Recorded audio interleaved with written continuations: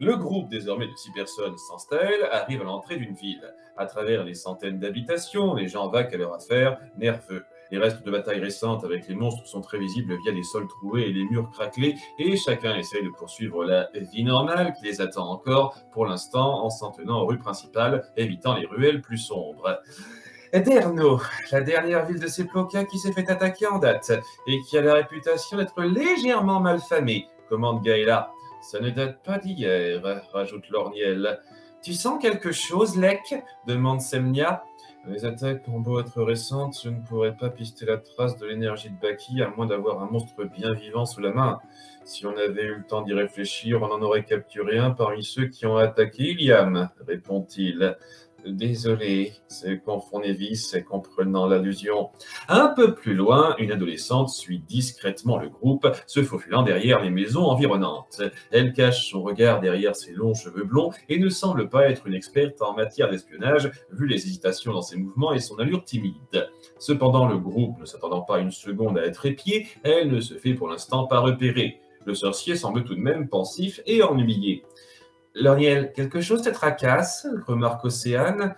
Rien de grave. Disons que d'habitude, je ressens un peu d'oppression au niveau des yeux, même lorsqu'il n'y a pas de démons ou de créatures démoniaques dans les parages. Cependant, depuis 2 jours, j'éprouve cette sensation plus fortement que d'habitude, mais moins fortement que s'il y avait vraiment un démon dans les parages. Tous ces contacts démoniques récents et cette histoire avec l'état sévère ont dû me détraquer.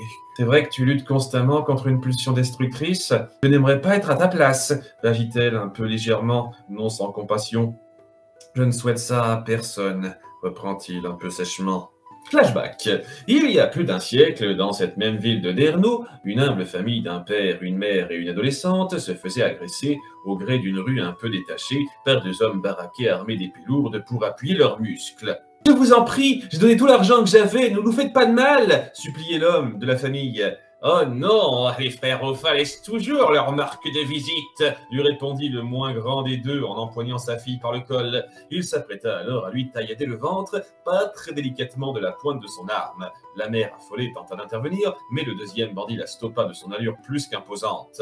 Les quelques spectateurs de la scène, bien trop intimidés par les bandits, n'osaient pas intervenir. « C'est toujours le H qui fait le plus mal, le reste passe mieux !» ricana-t-il. Le premier fut stoppé in extremis dans son geste par une boule de feu qui fit valdinguer son arme. Il se retourna et vit Lorniel, le regard sévère. Bien que ne connaissant pas le sorcier renommé de visu, les 2 malfrats se sentirent un peu impressionnés sur le coup, mais se mirent vite en position d'attaque. Il joua alors les jambes du désarmé d'un jet glacial, lui ôtant tout mouvement. Le second frère Ofa se rua alors avec fracas sur le sorcier, qui n'était pas le moins du monde ébranlé, et l'envoya à terre d'un fouet d'air, avant de le boucler au sol en lui créant une ceinture de terre forcée. La famille et les passants restèrent sans voix face à cet exploit, hésitant à acclamer ce héros providentiel qui semble lui-même peu enclin aux festivités dans son attitude. « Des soldats s'occuperont d'eux », précisa-t-il sèchement en partant sans demander son reste. « Attendez, qui êtes-vous » courut la jeune fille vers lui, admirative. « Un sorcier qui recherchait le pouvoir et qui l'a trouvé, » répond-il, maussade. « Vous m'avez sauvé, vous êtes un vrai héros » s'extasiait-elle. « C'est faux !» la reprit-il subitement, tout d'un coup énervé par ce terme. La jeune fille, surprise et effrayée de cette montée de ton, restait sans bouger. Et plus personne n'osait rien dire, observant le sorcier qui s'éloignait d'eux, l'expression désabusée. La jeune adolescente blonde, accaparée par l'équipe qu'elle observe, ne remarque pas un groupe d'hommes louches qui se prochant derrière son dos. Celui qui semble être le chef de cette bande lui tape alors sur l'épaule. « Hé, ma belle !» lance-t-il peu rassurant. « Qui êtes-vous » réagit-elle, surprise et intimidée. « Juste les hommes qui ont besoin de se distraire. Tu sais que c'est imprudent de se promener seul en ville avec tout ce qui se passe, » répond-il d'un sourire malsain en lui tirant le bras. « S'il vous plaît, arrêtez!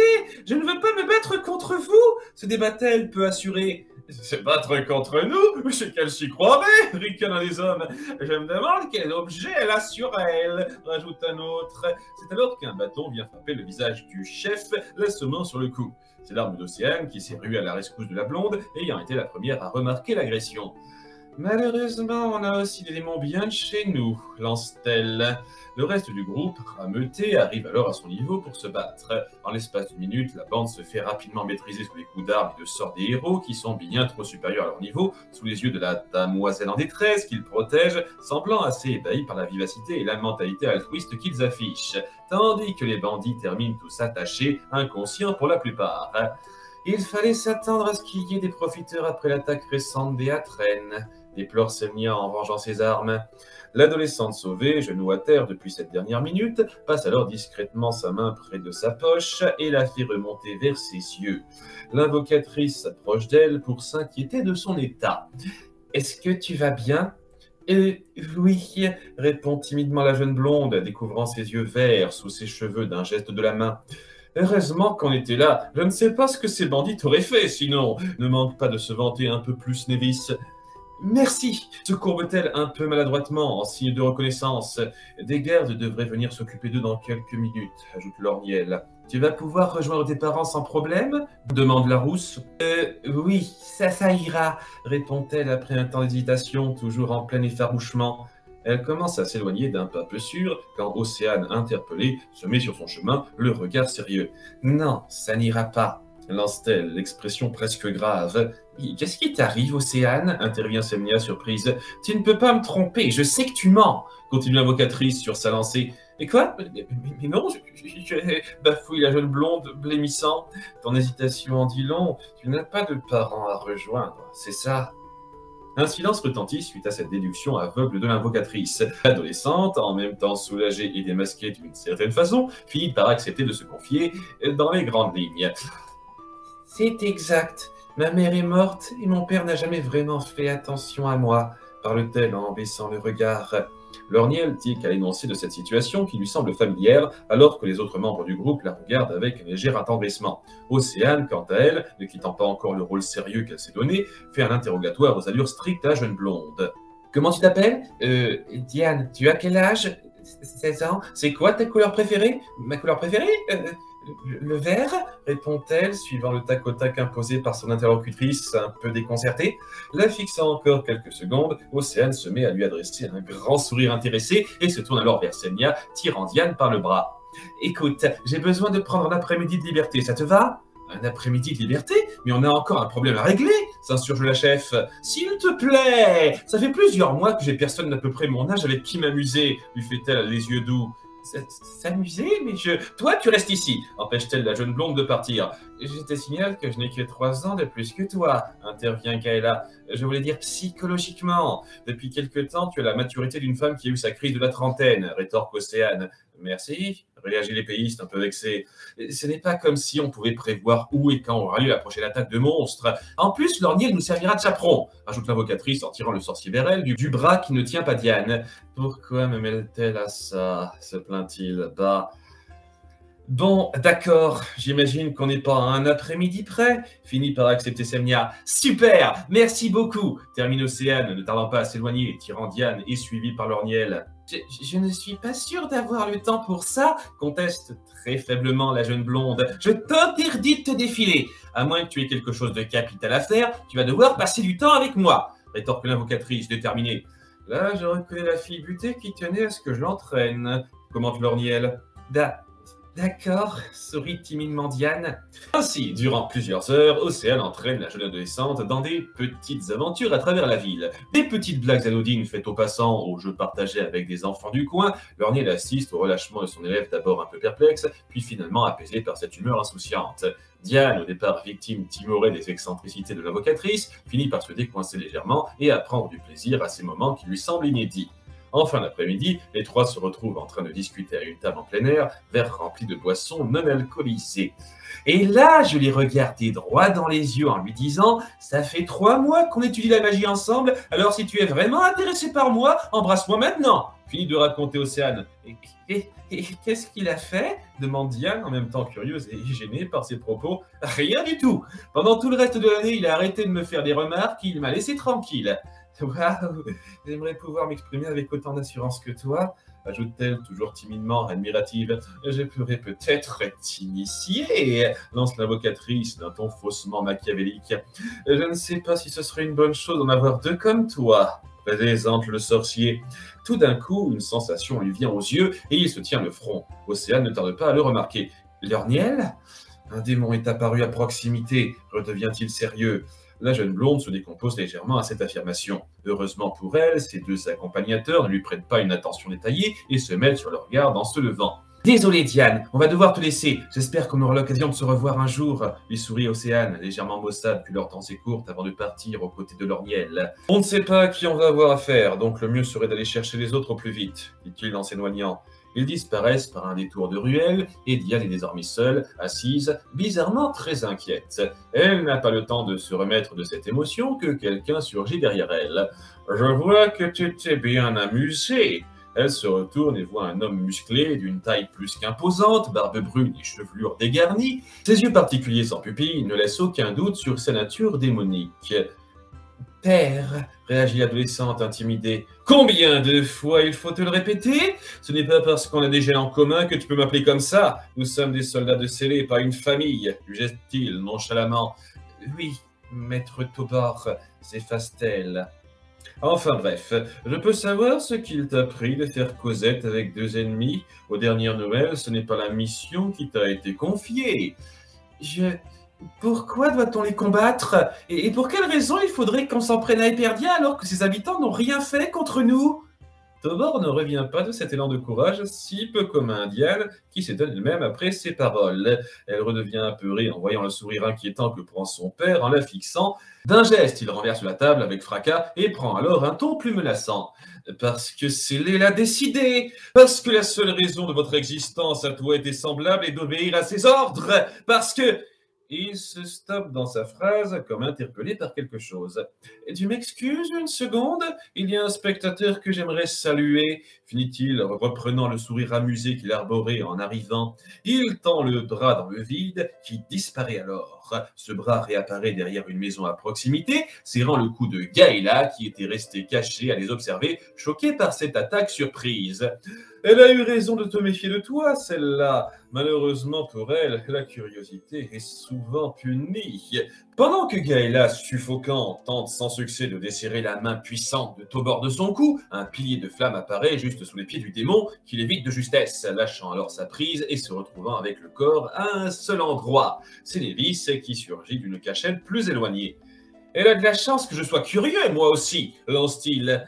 « Je n'ai pas très envie de jouer avec vous personnellement tout de suite, » dit Tobor en claquant des doigts.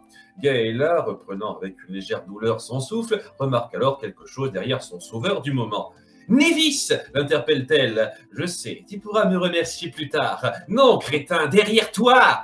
Il se retourne et voit alors un énorme monstre noir avoisinant les 3 mètres de haut, tout en muscles. Il évite de justesse son coup de poing qui fait trembler le sol, alors que les quelques habitants sur place, déjà alarmés par l'esclandre du démon barbu, finissent de fuir en voyant la créature imposante et sa force. Quel effet ça fait de voir un monstre inédit? Commente Tobor, un peu amusé. Gaëla bondit derrière Névis et envoie un coup d'épée en direction du monstre qui se cogne sur la peau, l'égratignant à peine. Elle évite alors un autre coup de poing qui crée un appel d'air, projetant Névis qui est stoppé dans une tentative d'attaque. Finalement, je sens que ça risque de s'éterniser si je n'interviens pas. Tobor fait de nouveau apparaître son bras plusieurs mètres plus loin dans le but d'attaquer l'épéiste par derrière. « Non !» réagit Diane en voyant la scène. Sans le toucher, elle parvient à faire vaciller le démon qui, surpris par cette attaque, arrête celle qu'il a entreprise et fixe méchamment sa fille. Un peu plus loin, la terre se courbe au pied du monstre qui tombe à la renverse et se voit piégé au sol par une prison de pierre, ne lui laissant que la tête à découvert à l'étonnement de ses deux adversaires. En voyant Lorniel et le reste du groupe apparaître, ils comprennent le comment du pourquoi. « Parfait !» sourit Névis. Il s'apprête à achever la créature d'un sort quand une main griffée le stoppe. « Lec ! Pourquoi est-ce que tu m'empêches de... » Le griffu le fixe avec insistance. « Ah oui, le pistage », finit-il par comprendre. Tous sont alors tournés en garde vers Diane et Tobor. Cette première au sol un peu déboussolée et le second diverti et quelque peu impressionné par le nombre. « Eh bien, je crois que je suis un peu dépassé maintenant. » À la prochaine! Il se penche sur la blonde, lui soutirant par sa main qu'il téléporte un objet de sa poche. Quant à toi, tu n'es plus la bienvenue parmi nous, termine-t-il sec, avant de s'évaporer dans les airs après avoir brandi un cristal noir sous les yeux étonnés du groupe. Pas de doute, ce cristal est le même que ceux qu'avait fabriqué Baki, avec un design un peu différent, remarque Semnia. Ça ne vient pas de Baki, s'étonne Lek en se concentrant sur le monstre. Quoi? Je ne ressens rien. Si les Atren ont été conçus par la même énergie qui a créé ce monstre, elle ne provient pas de Baki. Donc, ce n'est pas Xenakis le responsable. Tous se tournent alors vers Diane, restée au sol, les yeux baissés, trop intimidée et honteuse pour bouger. Je crois que tu as quelques explications à nous donner, lance Gaëla. Je vais tout vous dire, concède-t-elle en se levant lentement. En tendant sa main vers son visage, elle fait alors flotter en l'air les deux lentilles vertes qui couvraient jusqu'alors ses yeux, qui se découvrent sur leur vraie couleur, grise. Je ne suis pas complètement humaine. Tu es issu d'un démon et d'un humain, comprend Lorniel ébahi. Oui, répond-elle timidement. Cela explique le cas Xenakis, un pouvoir et des yeux si particuliers. Pourquoi je n'y ai pas pensé plus tôt? Songe Océane. Xenakis avait des yeux gris? Réagit Lorniel. Oui, je n'ai pas pensé à le dire parce que ça ne me semblait pas important. Pas important? Ferg, l'homme dont j'ai voulu prendre les pouvoirs, il avait lui aussi les yeux gris. Tous sont sans voix. Lorniel reste abasourdi de la découverte qu'il vient de faire. Il a voulu prendre les pouvoirs de quelqu'un? Il faudrait que je pense à vous demander vos petits secrets pour ne pas avoir l'impression d'être à la traîne, intervient Nevis, un peu confus. Il continue, Diane, enchaîne Semnia. Moi et d'autres semi-démons travaillons pour une démon très puissante, scellée. Enfin, je devrais plutôt dire travaillait en ce qui me concerne. Scellée s'interroge la chef. Ce nom ne me dit rien. Il faut dire que Baki ne m'a jamais vraiment parlé de ses congénères, réfléchit Lek. Scellée est la sœur de Baki. Quoi? S'exclame tout le groupe. Il ne m'en avait jamais parlé, s'étonne le Griffu. Génial, on a droit à la version féminine maintenant, commente Océane. Scellée serait ta mère alors? Questionne Gaëla. Non, tous ceux qui nous ont engendrés, mes semblables et moi, sont deux démons qui lui obéissent. Celui que vous venez de voir est mon père. Et vos mères? Demande Océane.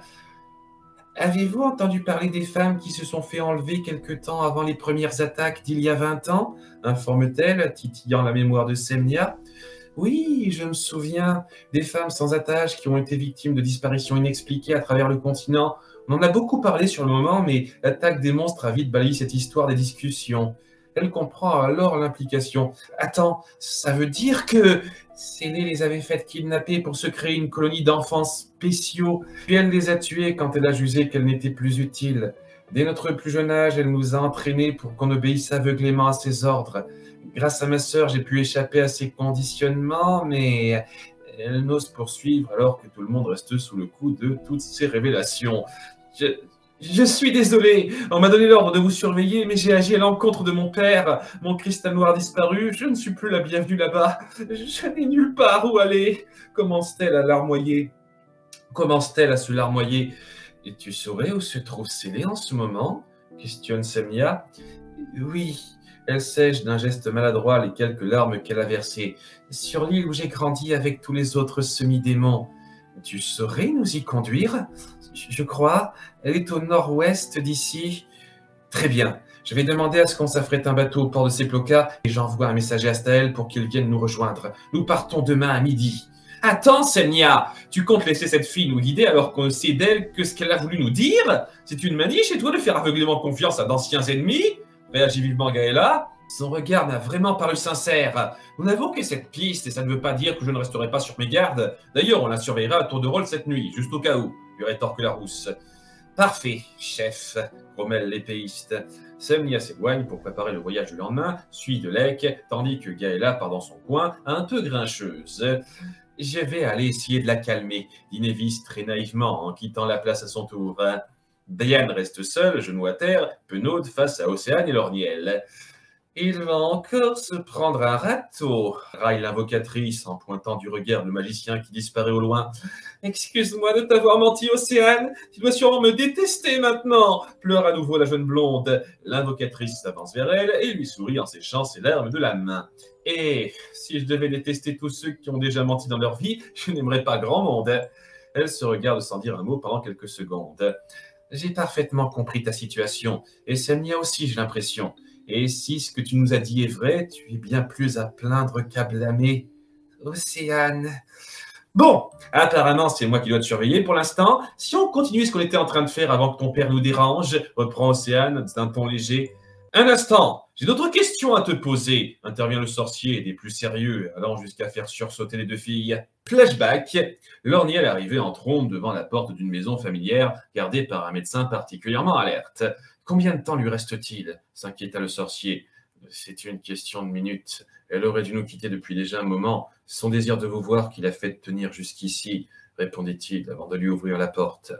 Lorniel déglutit puis entra, à pas hésitant, les yeux tournés vers la chambre qui se trouvait au bout du couloir devant lui. Maman, parla-t-il faiblement. Lorniel. Dans le lit de la maison, sa mère était allongée. Sa voix faible se faisait difficilement entendre du pas de la porte. C'était désormais une vieille femme aux cheveux blancs qui n'arrivait même plus à sortir de ses draps. Lorniel se mit lentement à son chevet, essayant de contenir son chagrin avec grand-peine. « Maman, ce que tu es beau, tu n'as pas changé depuis la dernière fois, » sourit-elle, contente en caressant faiblement sa joue. « Toi non plus, tu n'as pas changé, tu es toujours aussi radieuse, » répondit-il, ému. « Je sais que je n'en ai plus pour longtemps, mais je peux partir comblé. Le garçon que j'ai élevé est devenu un grand héros. Je tenais à ce que tu saches que je suis fier de toi. Je ne sais pas si je le mérite, » se fustige-t-il bas, se sentant indigne de cet éloge. « Dis-moi juste une chose, mon garçon. » Lorniel était collé à ses lèvres. « Est-ce que tu es heureux ? » Heureux? Une mère ne veut qu'une chose pour son enfant. Je sais que j'ai eu des doutes, alors dis-le-moi. Dis-moi que je t'ai aidé à prendre la meilleure voie, insistait-elle, forçant sa voix cassée. Maman, Voyant sa préoccupation, il ne pouvait se résoudre à être honnête et lui adressa le sourire le plus franc qu'il pouvait fausser. Oui, je suis heureux comme personne, et je sais que c'est en grande partie à toi que je le dois. Et il ne se rendait même pas compte que des larmes coulaient de ses yeux. Sa mère, rassurée, finit de lâcher prise, referma les yeux pour ne plus les rouvrir, et sa main retomba de la joue de son fils. « Maman ?» Pendant quelques secondes, il perdit la tête froide qu'il avait d'habitude et crut qu'elle ne faisait que dormir en la secouant gentiment. Mais il devait se rendre à l'évidence et comprit que c'était la fin. Il s'écroula alors sur le lit, pleurant à chaudes larmes. La nuit est tombée. Après plusieurs autres jeux avec sa nouvelle amie, Océane entraîne Diane à espionner Semnia et Lek, cachés derrière des fourrés. « Tu es sûr que c'est bien de faire ça ?» hésite la jeune blonde. « Allez, ce serait dommage de louper le moment de leur déclaration, » rétorque l'invocatrice taquine. Juste à côté, Nélis et Lorniel sont de la combine, assez honteux. « Je n'arrive pas à croire qu'elle m'ait emmené là-dedans, » se dit le magicien.